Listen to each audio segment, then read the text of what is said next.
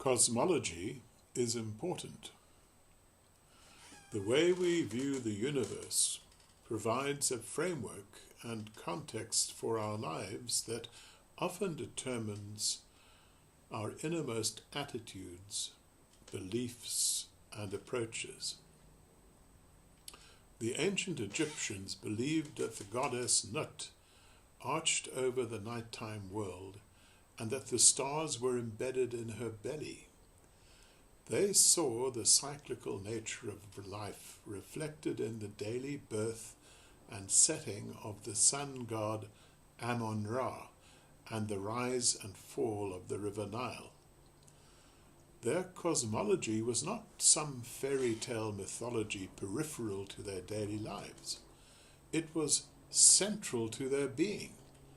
It dominated their thoughts and gave content to their dreams.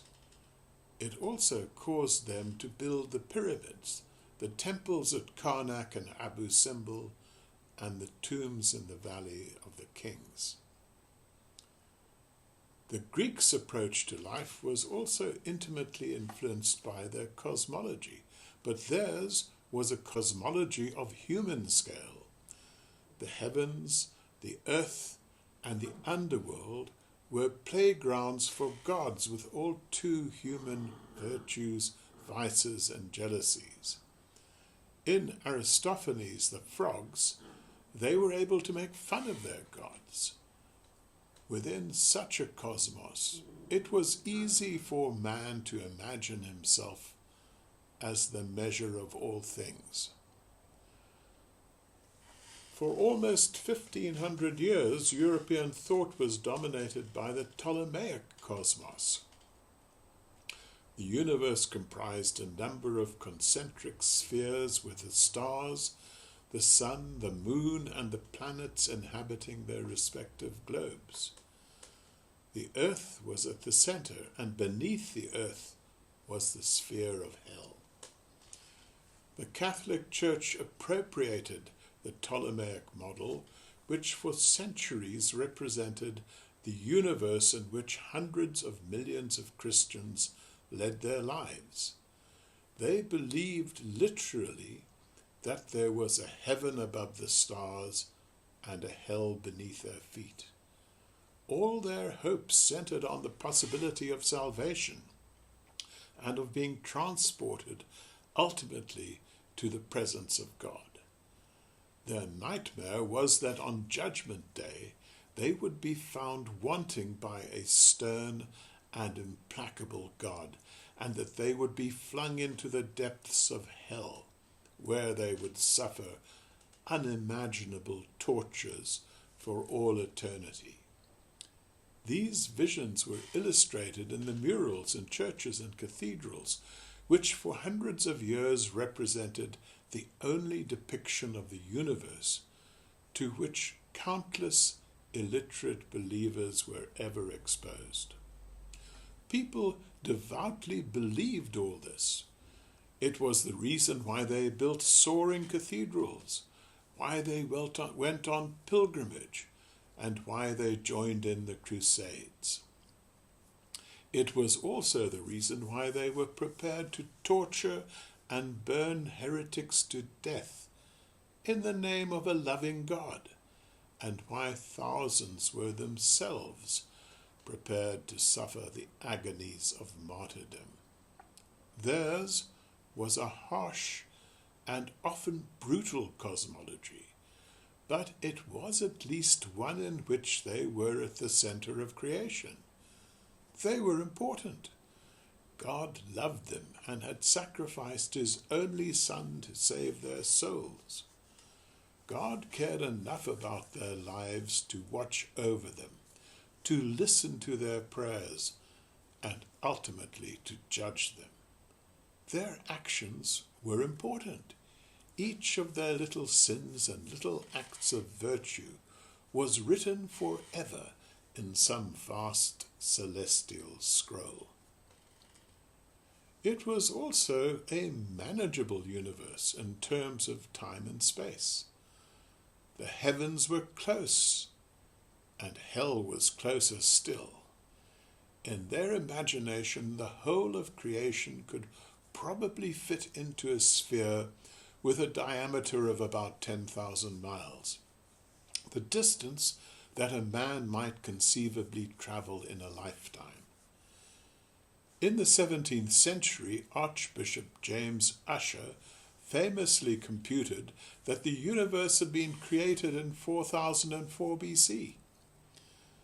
So, by that time, the universe was only 200 human generations old, representing the consecutive lifetimes of fewer than the members of a congregation that attended Sunday services in the Archbishop's Cathedral in Armagh. No wonder, then, that the Catholic Church was so disturbed by the claims of Nicholas Copernicus in the 16th century that the Earth orbited around the Sun, and why it went to such lengths to silence the great Galileo when he repeated this heresy a century later.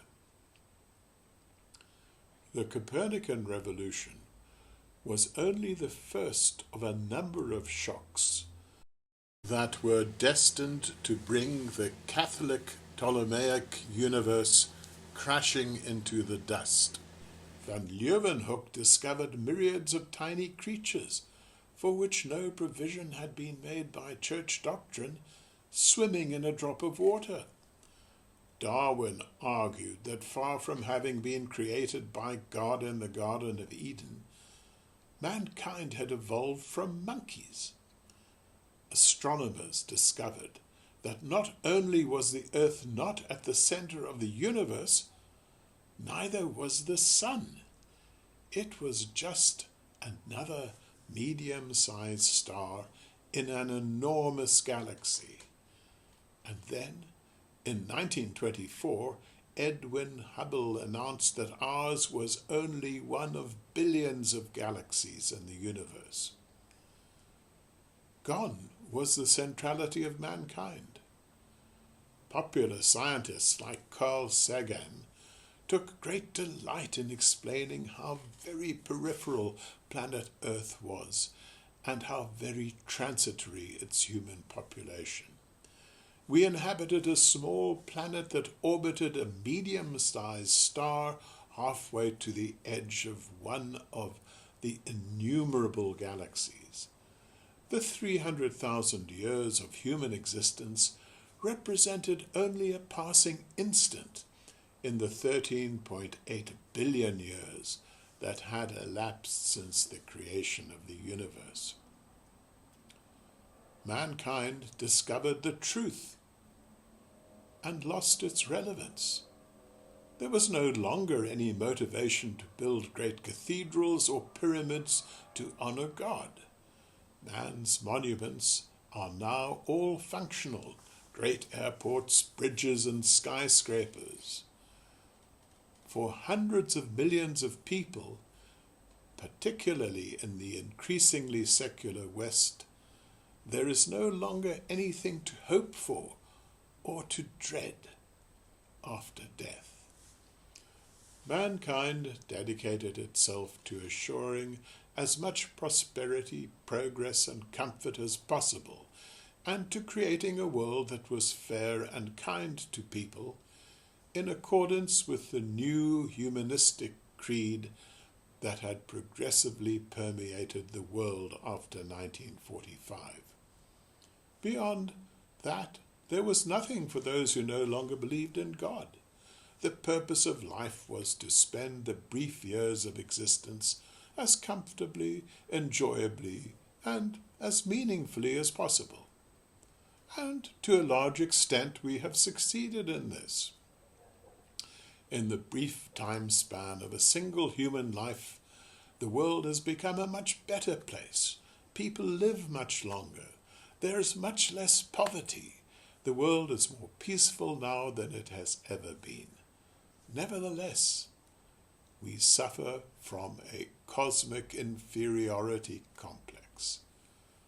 We are lost in time and space and meaning. But what if the universe is not about time and space? What if its significance does not lie in spatial extension and the passage of eons? What if the universe is instead about the evolution of complexity and the inevitability of entropy? What if it is all about information? What if it is all about matter becoming aware of itself through a great cosmic dance of creation, entropy, evolution, and competition, all culminating so far in ourselves as the most complex expression of creation and the most advanced form of consciousness of which we are ever likely to be aware? Just consider our own complexity. Our 30 trillion cells, all working in the most remarkable harmony, each of them more complex than a lifeless galaxy. Our 86 billion neurons, linked by over 150 trillion synapses, each of them a multidimensional microprocessor. And all of this giving rise to our individual consciousnesses, and each consciousness encompassing the entire universe of its perception, and each of these universes co-created by us through our lifetime of experience and our interaction with our extraordinary cultures and human relationships. Just imagine the enormity of the experiences, achievements, happiness and suffering of the 117 billion human beings who have lived so far. In such a cosmos, we, as individuals, as mankind, and as our biosphere, constitute the greatest agglomeration of complexity and information of which we are ever likely to be aware. We resume our places at the center of creation. Such a realization might once again restore purpose to our actions. It would mean that we would have to view ourselves and all other human beings with far greater respect. If you are left in awe when you contemplate the nighttime skies, just consider how much more worthy of your wonder is each person that you pass in the street. Each of them is immeasurably more complex and interesting than the brightest lifeless stars and galaxies. Do not see them as walking, talking bodies.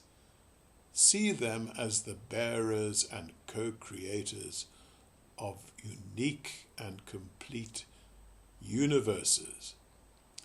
It provides us with the challenge of ensuring that the universes that we construct during our lifetimes are as rich, as complex, and coherent as possible in our own never-ending struggle against entropy.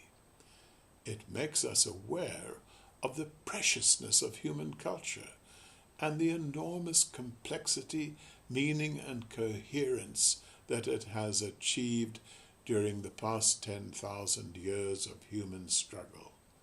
It should inspire us to protect and advance the gains that our civilization has made, particularly in the last 70 years, and to help guide us through the tumultuous changes that lie ahead. And it should also reawaken our reverence for the immense beauty and fragility of the glorious and unique planet that we inhabit, and of the myriad wonderful life forms with which we share the center of creation. In future podcasts, I shall deal with the genesis and evolution of complexity, the fine-tuning problem and the likelihood that we are alone, the emergence of consciousness, human cognitive consciousness, the role of language and culture in creating individual universes, the limitations of human consciousness, the struggle between entropy and creation in the generation of complexity, the evolution and acceleration of complexity in human society, artificial superintelligence and the coming singularity, and resonances with traditional religions and philosophies.